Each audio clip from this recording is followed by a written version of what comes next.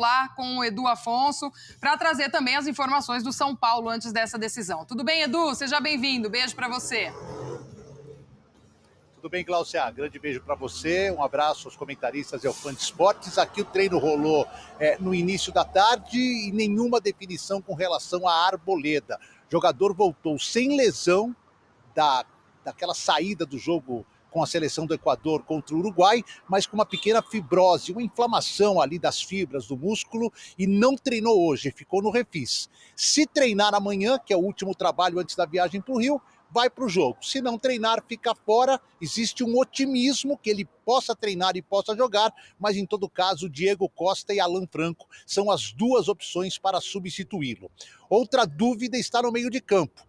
Como o Bruno Henrique é um dos pontos mais fortes do Flamengo, o lado esquerdo do Flamengo é muito forte, e o Rafinha, que é o responsável único pela marcação, muito provavelmente o Dorival vai acrescentar mais um volante ao lado do Pablo Maia para dar uma ajuda ao Rafinha ali na marcação do lado direito da defesa são paulina. Tudo para que o São Paulo saia vivo do Maracanã para o jogo da volta no dia 24 no Morumbi, que aí sim vale o título para o São Paulo, inédito da competição. De todo o elenco do São Paulo, para quem já teve 14 atletas entregues ao departamento médico em determinado momento, somente 4, por enquanto, não têm condição nenhuma de jogo. E 3 deles nem participaram da Copa do Brasil, né? Se contundiram lá no começo do ano. O Galopo, o Igor Vinícius, os dois em fase de recuperação, e o Ferraresi, que começou a trabalhar com o grupo.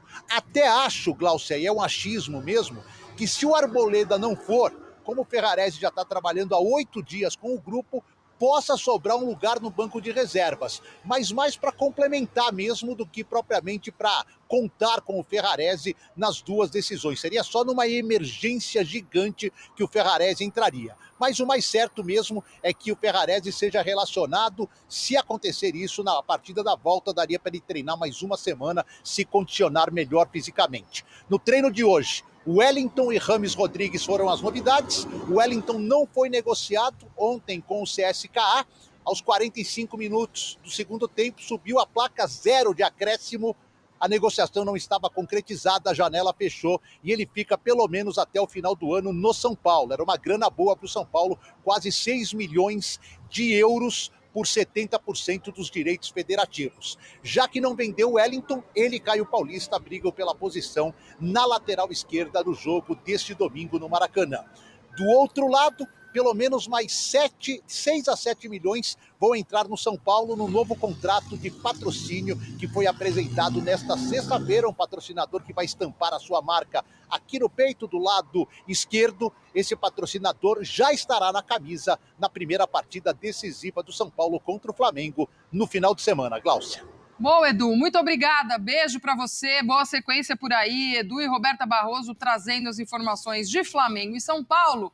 E aí, Renato Rodrigues e Paulo Calçade vão fazer aquele duelo tático deste confronto pra gente. Bora, dois. Vamos lá, vamos dar uma olhada na como pode vir as duas equipes para esse jogo, né? A questão tática, de escolhas, inclusive de peças, de características. Vamos começar com os donos da casa, que Calçade é onde gera mais dúvidas, né? Principalmente nesses 3 aqui. Primeiro, vou até construir aqui como seria este Flamengo com bola. A gente vê um 4-3-3 partindo, mas a gente sabe que é bem diferente. O Ayrton Lucas ou o Felipe Luiz também, quando tá, joga um pouco mais por dentro. O Wesley é aquele jogador de fundo, de jogar abrindo muito campo. Dentro dessa escalação, eu imagino que o Bruno Henrique vai abrir o campo por outro lado. E aí a gente vai ter muito com essa chegada do Wesley, né, Calçade? O Gabi jogando mais perto do Pedro. Então, um pouco dessa característica. É o que ele tentou fazer agora, né, quando perdeu para o Atlético. Ele não tinha o Bruno Henrique, ele foi com o Cebolinha. O Wesley se aprofundando, o Gabigol, teoricamente, volta pela direita, vamos dizer que ele é o ponta, isso não é o lado do Wesley, até porque se não tiver caminho para o Wesley, complica. E o Ayrton Lucas vai ter que jogar por dentro, aquele Thiago Maia. Quer dizer, o time que a gente viu contra o Atlético era mais ou menos... era esta ideia numa tentativa de manutenção da ideia. Foi muito mal, porque aqui tinha o Davi Luiz e não o Pulga, né? E o Vitor Hugo não foi bem, foi substituído pelo Everton Ribeiro. Ele precisava chegar um pouquinho mais, que a gente não viu. não tem o Arrascaeta, que faz baita diferença. Dentro dessa estrutura ofensiva, você vai ter o Pulgar baixando mais, o Gerson acho que vai participar também dessa saída, mas com um pouco mais de liberdade, e o Vitor Hugo, como era na base, né? O Vitor Hugo na base do Flamengo era um jogador até mais meia do que volante, né? Um meio campista como ele tem sido. Para mim a grande questão, Calçadinho, eu não sei se você concorda comigo, você trazer o Gabi para dentro, você ganha um segundo atacante com uma capacidade principalmente de atacar espaço, de infiltrar, só que você perde um jogador de construção. Se a gente for pensar aqui em característica, a gente for pensar em ter mais um cara para ter controle, aí faz mais sentido o Everton. Porque aí sim é um Everton que vai fazer esse movimento. E olha que a diferença. O Everton faz esse movimento para quê? Para olhar para o campo e criar. E o Wesley vai passar. O Gabriel, ele sai para associar, mas eu não gosto do Gabriel jogando... Eu acho que o Gabriel... Ele tem jogado mal, inclusive, porque ele tá saindo. E ele é um cara, o Gabriel já é um jogador de pisar na área, de infiltrar, de explorar espaço. Então vai muito das características. Porque teoricamente, o Pedro tá... Teoricamente, né? Isso nem sempre acontece.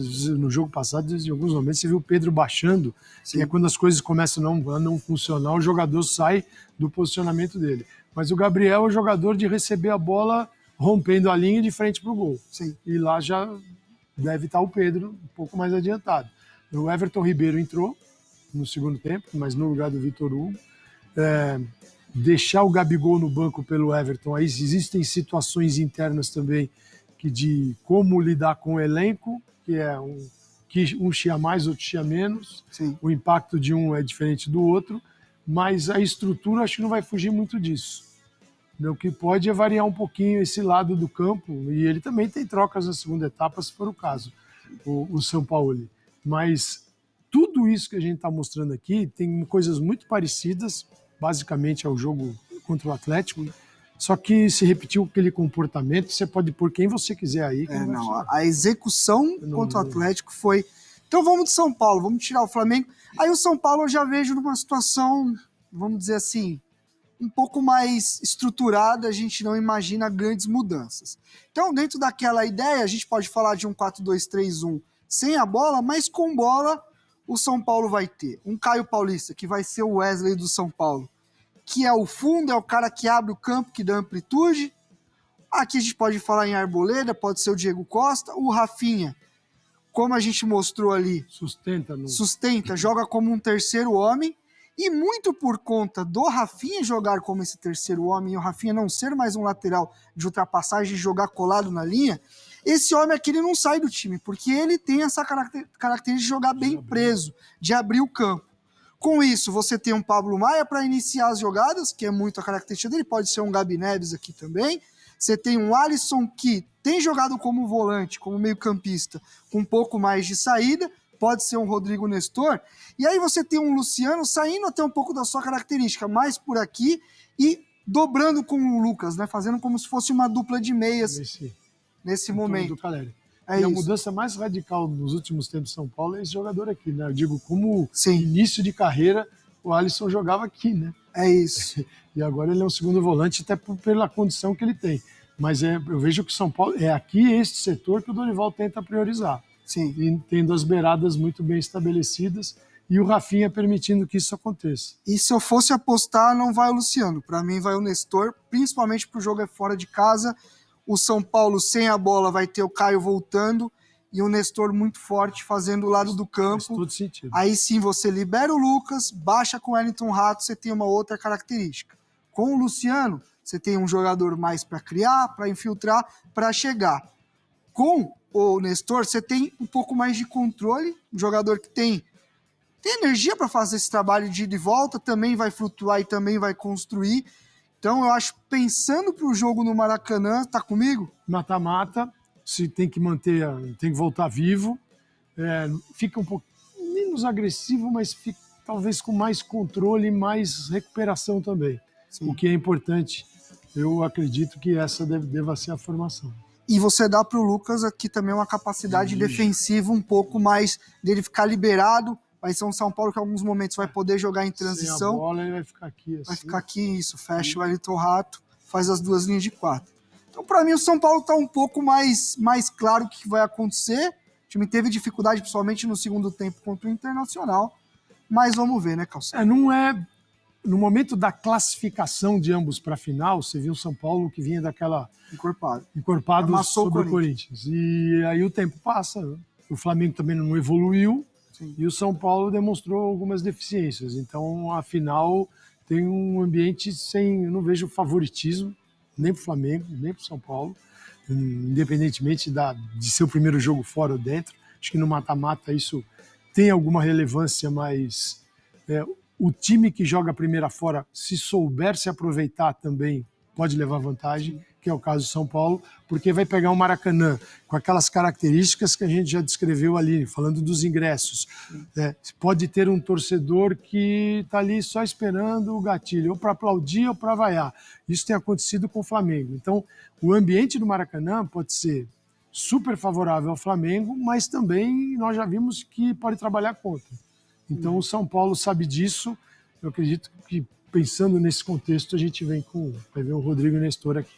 Tô contigo. Para finalizar, para mim, acho que a grande diferença é que o São Paulo estruturalmente está um pouquinho à frente, só que individualmente o Flamengo está um poucão à frente. O time do São Paulo acredita no que esse homem diz e tenta fazer tudo o que ele pede. É isso. O time do Flamengo não acredita nesse homem, faz quando quer e às vezes quando quer já não consegue mais. Mas quando faz também é difícil. Mas aí a gente não teria um favorito. Sim.